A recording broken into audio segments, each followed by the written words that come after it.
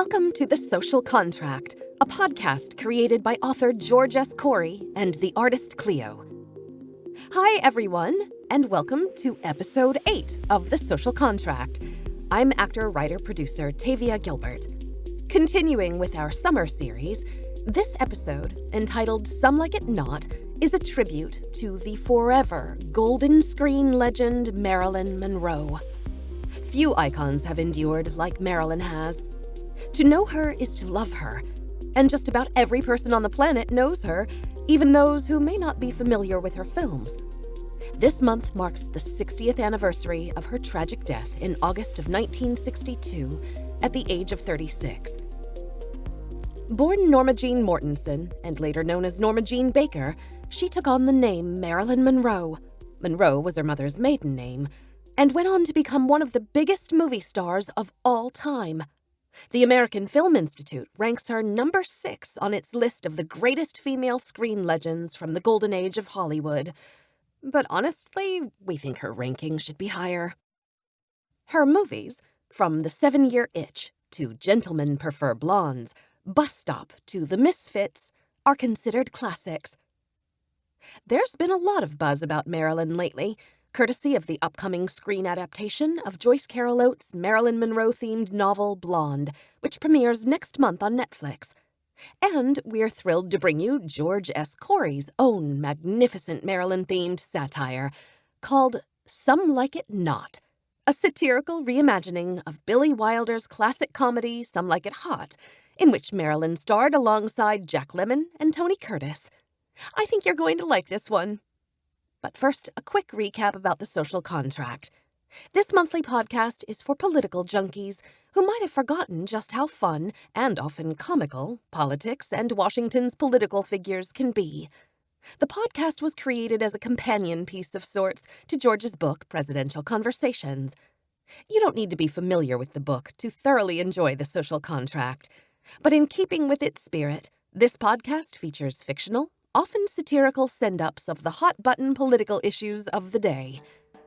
Now, I am so excited for you to hear the latest by George S. Corey, as well as see the artwork by Cleo that inspired this episode. It's called Marilyn Valkyrie. Check it out in the transcript. What I love about George and Cleo's vision for Marilyn is how powerful she comes across, which is so refreshingly different from how she is often portrayed. So, without further ado, here's Some Like It Not, performed by Stephen DeRosa and Stephanie Stewart. The White House, summer 2022. As night fell on the White House, President Joe Biden was watching a replay of the day's televised January 6th committee hearings. Enough, he said to himself, as he sipped whiskey neat from a highball glass. It was his new favorite brand, literally called George Washington's Rye Whiskey, produced in limited edition batches at Mount Vernon from Washington's own centuries-old recipe. The president clicked through channels until he landed on the classic 1959 comedy Some Like It Hot. The film was part of a Marilyn Monroe retrospective, honoring the fast-approaching 60th anniversary of her death on August 4th. He laughed as he watched Jack Lemmon and Tony Curtis, in drag, sashay somewhat clumsily onto a train platform. In the film, Lemmon and Curtis's characters, called Jerry and Joe, pose as members of an all-girl swing band to escape from the mob in Prohibition-era Chicago. On a train headed to Miami, they encounter showgirl Sugar, played by Marilyn Monroe, who meets them as Daphne and Josephine. Biden recalled his schoolboy crush on the screen goddess, and how saddened he was as a young man when he learned of her tragic death at the age of 36. He thought it was a travesty that Kim Kardashian had been allowed to walk the red carpet at the Met Ball in Marilyn's famous nude dress. But he took some consolation in how Marilyn could still light up the screen in Billy Wilder's movie, one of his favorites. Biden allowed himself to sink into the plush seat as he drifted into sleep, until he was startled awake by the sound of a passenger train screeching to a stop.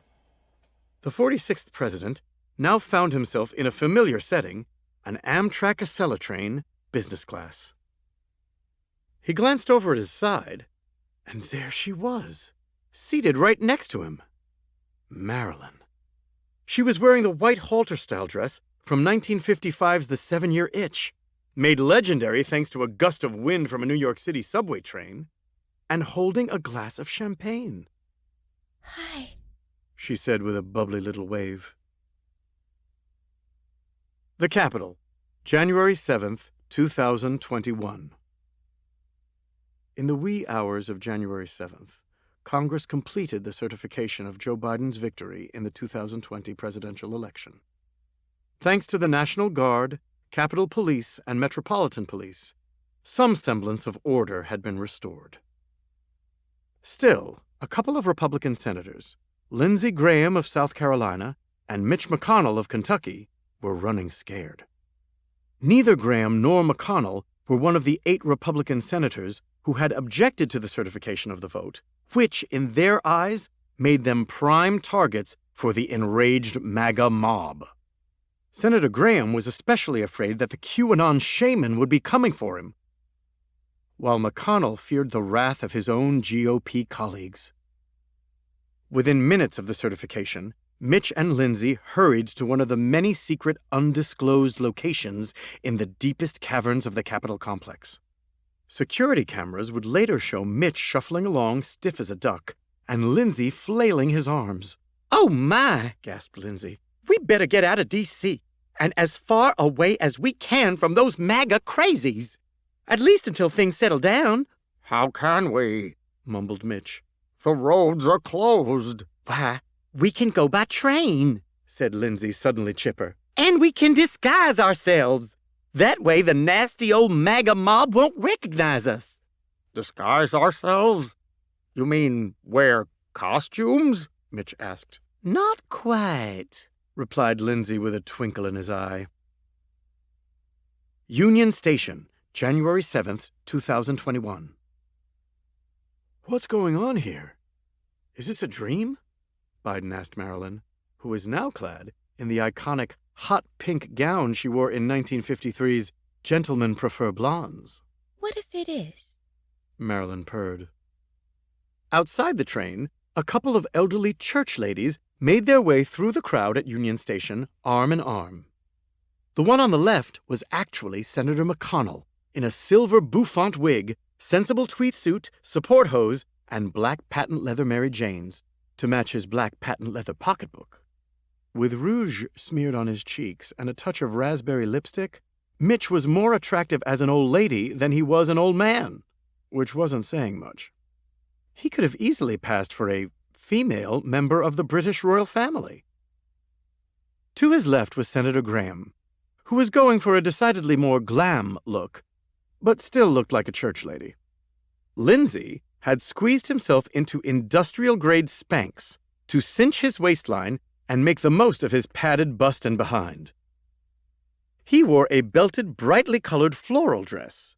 He knew he had the kind of complexion that could take color. With a fur stole draped over his shoulders and a veiled pillbox hat. And unlike plain Jane Mitch over there, he had really caked on the makeup, especially around his eyes. Lindsey never forgot how he'd once been told that he had such pretty blue eyes. Biden and Marilyn peered out the train car's window. Pure chaos. They saw 2 elderly ladies arguing with the train's porter, demanding a seat in business class. Despite their proper dress, these 2 weren't exactly what you'd call ladylike. Oh, no. Look at those poor old aunties, uttered Marilyn. Then she rose up out of her seat, fanning herself with both hands as she shimmied down the aisle. Biden watched her plead with the porter to let the old ladies onto the train. "Not without proper identification," the burly porter told her. Oh, please, Mr. Porter. Marilyn begged, breathy. Look at them. They're just 2 harmless old women. We can't just leave them here among these crazies. She batted her eyes at him.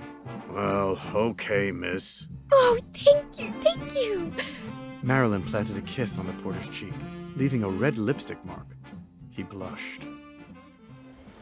"All aboard!" blasted through the overhead speakers as Marilyn welcomed the ladies onto the train. As the train chugged along, Marilyn poured out champagne for them all. I adore champagne. Isn't it just elegant? Now, let's all raise our glasses and toast ourselves. Oh, what are your names? Before Mitch could even part his thin lips to respond, Lindsay jumped in. He had a lot more experience with drag names. Well, this here is Martha, and I'm Lindsay. With an A, not an E. Because Lindsay with an E is a boy's name. Nice to meet you, ladies. I'm Marilyn, and this here is Joey Boy. His real name is Joseph Robinette. That sounds so serious. I think Joey Boy suits him, don't you? Cheers! Hey, where are you girls from anyway? Mitch attempted to pitch his voice higher, but still sounded like Mitch McConnell. I'm from the great state of Kentucky. And I'm from South Carolina. Cooed Lindsay in his best Southern belle. Biden eyed them with a touch of suspicion. These two looked awfully familiar. Meanwhile, Marilyn couldn't help but notice the women's makeup was not doing them any favors, and Martha had a bit of a 5 o'clock shadow situation. While neither was a looker, Marilyn fervently believed that anyone could improve their looks by enhancing their natural beauty. Some fake eyelashes here, a strategically placed beauty mark there. The blonde bombshell leaped out of her seat and clapped her hands. Oh, I have an idea. Why don't I go get my makeup kit and give us girls makeovers? I'll be right back. With a twirl, she bounced her way back down the aisle. I do declare, that is one special young lady, Lindsay cried out. Aha! I knew it! Exclaimed Biden. It was the way Lindsay said, I do declare, just like he used to in committee meetings when they served in the United States Senate together, that gave him away. You're not Martha and Lindsay. You're Mitch and Lindsay! Lindsay shrieked, literally clutching his pearls. The jig is up, fellas. Come clean, demanded Biden. Oh, thank goodness, murmured Mitch. This girdle was cutting off my circulation. What are you two wise guys doing here dressed up as women anyway? Oh, I know. You're running away from the Democrats and the news media after the embarrassment that was January 6th. You've got that half right, Joe, replied McConnell. We're running away from our own party. And the magaloons, whispered Graham. Especially that QAnon shaman. Little late now, don't you think? What a couple of yellow-bellied cowards, Biden said. We're not cowards, spewed McConnell. We voted to certify you as president, didn't we? That's why we're on the run, Graham chimed in. It's going to be rhino hunting season in D.C. now that Trump is out. And I'm not talking about rhinoceros. For crying out loud, what are you going to do when they investigate this whole mess? Asked Biden. Don't bother answering. I saw what you did. Nothing. Just a whole bunch of hollow words and empty sentiments. Here's the real test. What are you going to do if Trump runs again in 24? Well, replied Mitch, waffling. Look, I'm a Republican, so I will support our party's nominee, Lindsay replied as if reading from a script. Just then, Marilyn returned with her makeup kit. She was clad in a green embellished leotard, just like she wore in 1956's bus stop. She plopped down on her seat and languorously wrapped her arms around herself. Okay, who's first? She squealed. Don't bother with these two jokers, Marilyn, Biden told her. They're not who they say they are. They're not even women. Oh, thank goodness, exclaimed Marilyn, bursting into a delightful laughter. You weren't very attractive ladies. Mitch removed his wig and sat there sulking. Lindsay kept his on, but looked none too happy himself, while Biden scowled at them both. What's the matter? Asked Marilyn. Biden tried to explain. Well, you see, Marilyn, this may be a dream, or maybe it's not. Who the hell knows anymore? But the reality is our nation is divided. And our politics, and what we knew of our politics, are all up in the air. The former president came in, and he was like a bull in a fine china shop. And I guess you could say we're all still picking up all the broken pieces. It's not like in your time, when you had the leadership of some of my predecessors, on both sides of the aisle. Guys like Franklin Roosevelt and John Kennedy. Well, I guess you knew him pretty well. And even Dwight Eisenhower. As the train pulled into Philadelphia's 30th Street station, Marilyn beamed her luminous smile. It's a sign! What do you mean? Asked Biden. Philadelphia, the city of brotherly love.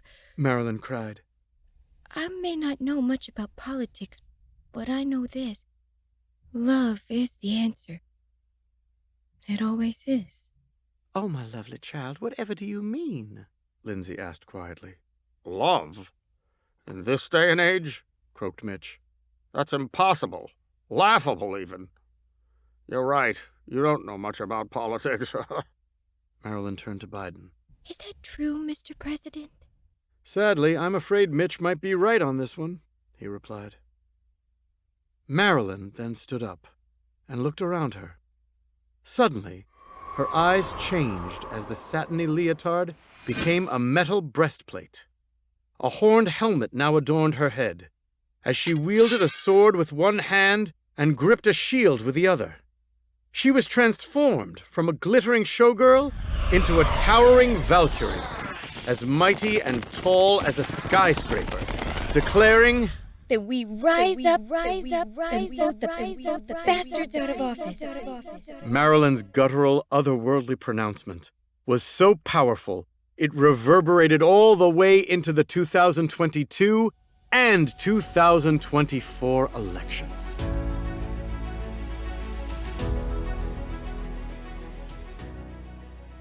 Oh, I just love the call to action in the surprising finale of Some Like It Not. Stephen DeRosa is always wonderful, but oh my God, Stephanie Stewart's Marilyn? Love. It may not surprise you to know that Stephanie is one of the most sought-after Marilyn Monroe tribute artists in the country, and I was very lucky to get a chance to speak with her. Here's part of our conversation. Hi, Steph. Welcome to the Social Contract Podcast. Your Marilyn Monroe is uncanny and amazing. I want to know how this all started, how Marilyn became your alter ego. Tell us how you began. Oh, geez, you're too sweet. Thank you. When I was 14, I was a freshman in high school, and I was in Little Shop of Horrors as Audrey. For whatever reason, my costumer decided to put me in a white dress that was halter and everything, and I had my big blonde hair. Thank you, Texas, and Audrey. And I got so many people coming up and saying, "You look like Marilyn. You really remind me of Marilyn." And at that point, I hadn't even thought about it because my mama had raised me and my brother. She'd raised us on classic Hollywood TV shows and movies, you know. So it just kind of came about in that way. Like from that moment, it was as though she had entered my life and never left. Then I was 16 and performing for my cabaret for my choir, and I was supposed to sing Diamonds Are a Girl's Best Friend, but my guys couldn't rehearse, and so without understanding the implication of it, I ended up singing Happy Birthday, Mr. President in front of my whole school. So, you know, at 16, a little scandalous, I guess I would say. And then I was in college and got asked to do gigs for like a president of my college at University of North Texas. And I ended up doing gigs in Vegas, like randomly out of nowhere. And then I moved to Los Angeles and things just kind of blew up in the best way. And I'm so grateful. Amazing. So it really was meant to be. Like, you were supposed to be dovetailing with Marilyn Monroe. Like, she was supposed to be a part of your life and you of hers in this way. I honestly feel like that. Yeah, she's been with me and I'm just so grateful because there have been times whenever I've been like, nah, all right, I'm going to go do something else. And then she's like, nah, you're coming back in here. Aww. And I always want to like portray her with honor and dignity. That is always my goal. So if that's something that's going to help keep her legend alive and her legacy alive, absolutely, I will do that 100%. I love that. I was just going to say, you obviously love and respect her and are upholding her, which is very beautiful. I know from my co-producer that more often than not, you say no to the Marilyn scripts that you're offered. And so I'm curious why that is, why you usually say no, why you said yes to this one. And we're so pleased that you did say yes to this one. But what's that dividing line? Well, first off, y'all's script was hilarious, and I absolutely love parody. I think it's marvelous, and, it's not every day that you could talk about Maryland and politics without bringing up a president. So it's unfortunate. I mean, I was happy to be able to do a script that required something that had nothing to do with JFK. Uh-huh. That was awesome. But also, I say no whenever people have gross historical inaccuracies. Or if it's something that's going to paint Marilyn in a gross, or even what I do as a tribute artist, in a gross light, like something that diminishes the impact that she had on the world, or what I aim to do, which is to entertain and help people. That is my goal in life. And if anything kind of diminishes that or makes it, seem like it's something that's not, or that's overly sexualized, I don't like any of that. Especially with entertainment. Sometimes whenever you're first starting off, you're trying so hard to make those ends meet and take whatever work you can get. But having those boundaries for yourself and understanding that you're having a moral obligation to yourself, but also to what you're putting out there in the world and the impact you're going to have, it's paramount. I feel like nowadays we throw around the words icon, iconic really loosely, too freely, but there are some people, very few people, who are genuine icons, and certainly Marilyn Monroe is an icon. So in your experience portraying her, do you have any insight into what made her and what makes her an icon, what makes her so enduring 60 years after her death? So I've really thought about this in so many different ways, because for her, it's not just one thing. To watch her on screen against who was considered the actor at that time, Sir Laurence Olivier, in The Prince and the Showgirl, that woman just dazzles. You cannot take your eyes off of her. I don't think that every Hollywood star has had that. And I think also with Marilyn, her flame burned so hot, so bright for such a short period of time. And there was so mystery shrouded around her death and the fact that she was so young at 36. And with Marilyn, I think it was the fact that she was lit from within, and yet she never saw that in herself. So she had this vast range of vulnerability to oozing sexuality that she could just turn on in a minute. I will just always find so many different facets of her fascinating. She portrayed dumb blondes, but she was anything but. She was incredibly brilliant, and she knew how to capture audiences in a way that other people didn't. I don't know. I know this is a very long answer, but I just find the older that I get, the more fascinating I find her. And you're speaking again with so much love, and I can feel you thousands of miles away with the size of your heart for her, and it's beautiful. So we're paying tribute to her 60 years after her death, and you're an actor. I'm an actor. I think Marilyn was actually a really good actor. And I mean, comic acting is the hardest. She really excelled in her comedic parts. Do you agree? I completely agree. She was the comedic relief in Gentlemen Prefer Blondes and in How to Marry a Millionaire. I mean, she just had a way with her that was just so funny and easy. And I love 7 Year Itch. She knew what she was doing. She knew how to play that. And just, basically when it gets too hot, I put my undies in the icebox. Not understanding what that would do to men whenever I first saw that, I was like, oh, as an adult, oh, girl, I see what you're doing. Bold. So bold. Yeah. For her time, it was great. She just had a way with her. I can't even describe exactly how I feel, because clearly you can hear my smile on my face just because I think she was so funny. So funny. I love that.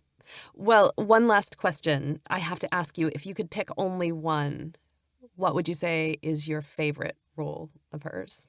Gentlemen Prefer Blondes as Lorelei Lee. Oh, gosh. I thought she was charming and hilarious. And her line of, gee, Piggy, a girl like I never hardly ever gets to meet really interesting men. Sometimes my brain gets real starved. Just the way she delivers her lines in that. But also her charisma with Jane Russell. Their chemistry was marvelous. And they just had such a wonderful balance between them. And I just kind of love the backstory of it, how that kind of propelled her forward before 7-Year Itch, and it was so iconic in a lot of ways. Diamonds Are a Girl's Best Friend. I perform that one more often than not, so definitely has been very inspirational to me in a lot of ways. And that was also the first Marilyn movie I ever watched, and I watched that with my mom, so it was always very special. I love that. Stephanie Stewart, everyone. You can find out more about her at stephstewart.com and follow her on Instagram and on YouTube, and we will put those links in the show notes, and everybody should follow you and get to know the iconic Marilyn Monroe better through your beautiful interpretation. Thanks for being here with us today. Thank you so much for having me.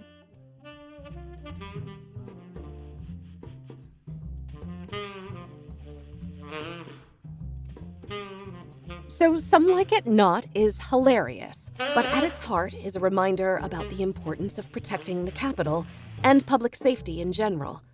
That's why I'm so honored to welcome our special guest to the program, Patrick Burke. Pat is executive director of the Washington, D.C. Police Foundation, one of the organizations charged with keeping our nation's capital safe. He also served as the assistant chief in the Strategic Services Bureau of the Metropolitan Police Department of D.C. before being nominated by President Obama to be U.S. Marshal for the District of Columbia, where he had oversight over security detail for 145 federal judges, the fugitive unit, and warrant squad operations. I'm thrilled to have the opportunity to talk to him. Welcome to The Social Contract, Pat. It is such a pleasure to have you on the show. Thanks for joining us today. Thanks so much, and it's a pleasure to be here with you. You know, this is a fun and a riotous episode, but it's one that touches on very serious matters and one that I think many Americans now more than ever will resonate with. And that's the importance of protecting and securing our nation's capital. So I'm wondering how D.C. is different from other cities in terms of having very unique public safety concerns. Can you talk to us about that?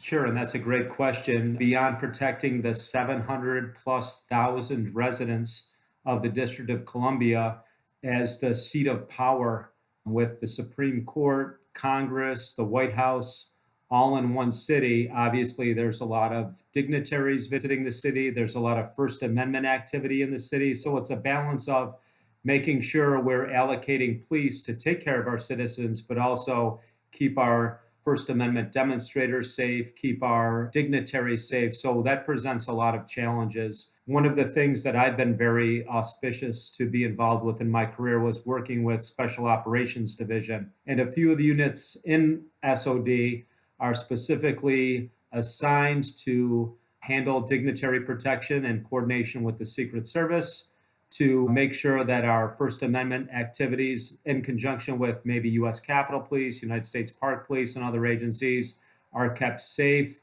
and really protect D.C. from terrorism. I want to talk to you about young listeners. Before we get to that, I'm curious, you've had such a long and an esteemed career in law enforcement. Did you know from the time you were a youth that this was what you wanted to do with your life? Definitely not. Even when I was in college and I'd started grad school, I was thinking about law school and actually had my first visit to DC, thinking about looking at American University of Law School. And I had a good friend down here who worked for the DC Police Department. He said, hey, why don't you join the police department, save some money? At the time, it was 1989. We were in the height of a crack epidemic in the city, very tough times. Right now, the city's got a great budget. At the time, we didn't. We were averaging about 450 to 500 murders a year. Wow. In DC, especially young Black men. It was a very challenging time. So I said, you know what, I'll give it a shot. And I fell in love with it right away. And I feel it was almost divine intervention that I was pushed into this direction or guided into this position. And it's been a blessing every day since. You think about police work, you're actually getting paid to help people. Somebody's got a flat tire, you name it, having a bad day, domestic violence. If the police can come in and hopefully help people in that situation, that's really the goal of what we do with the public. And now you're paying it forward. And we have quite a few young listeners. Presidential Conversations, the book that inspired this podcast, is going to be getting a young reader's edition called Presidential Conversations for Kids. So I'm curious what lesson you would like to impart to young readers and young listeners about the importance of respecting our national landmarks and our national institutions like the Capitol building. And not only respecting our institutions, but just respecting and being kind to each other, I think is important, and understanding other people. When you think about what the greatest quality is for somebody to be a government worker, to be a police officer, and I'll always say empathy. Think about trying to put yourself into somebody's shoes and trying to understand, to deeply listen and to understand people. We've all got the ability as American citizens to make our opinions known, but we can do that in a respectful way. And as we always say, we've got demonstrators and people coming in to peaceably assemble as they're guaranteed under the First Amendment every single day in Washington, D.C. We welcome people, we love it, but there's a good way to do it. The Police Foundation does a lot of youth outreach, I understand, and that's a cause that's near and dear to the social contract team's heart. Can you tell us about these programs? Especially, I'm really intrigued by the Junior Cadet program. Tell us a little bit about that. So the Junior Cadet program involves Title I schools in D.C., where we have officers going into fifth grade classrooms and really building relationships with the kids in these classrooms and their teachers, and talking about civic responsibilities and being good Americans, and hopefully just being mentors and role models for these young people. And a lot of us older folks are familiar with officer-friendly programs. Yeah. And people like to know a police officer and have somebody that they can go to with a problem. And when you think about school resource officers, especially in DC, they're there to be mentors, to guide them. If there's an issue, hopefully they can be the counselor, the problem solver. And the other nice thing we do with that program is, after so many weeks with the relationship building with these youth and their teachers, we'll take the kids out of the city and give them experiences such as trips to Gettysburg, Luray Taverns. We'll take kids up to the Statue of Liberty in New York City, but just different places outside of the city, the Udvar Hazy Smithsonian, to see the airplanes and some different things out there, just to have an experience with the police, with their teachers, away from the city, where a lot of kids don't venture out of, to tell the truth. So it's nice to build those relations and hopefully get kids interested, maybe potentially long-term, in police work, firefighting, military, some sort of public service. And at the end of the day, even if they don't decide to go into one of those fields, hopefully have a trajectory for success. So a lot of times you hear about the pipeline to prison. We're really hoping for pipelines to success, regardless of what you want to do, be a construction worker, an engineer, really guiding people into, staying in school, working hard, and fulfilling your dreams because you're not involved in the criminal justice system. Thank you so much for your time, and thank you for being here with us. It's such a pleasure to have you. Oh, it's so great to be here too, and I look forward to talking with you again. Thank you. You can learn more about the DC Police Foundation at dcpolicefoundation.org. We'll put a link in the show notes. What a way to conclude our summer series. I hope you all are feeling as inspired as I am. As I do every episode, I'd like to conclude with a quote. This one from the great Marilyn Monroe herself. Take it away, Steph. Nothing lasts forever, so take chances and never have regrets. Because at one point, everything you did was exactly what you wanted. Ah, to live it up with no regrets. Wouldn't that be nice? I cannot wait for next month's tribute to Ruth Bader Ginsburg.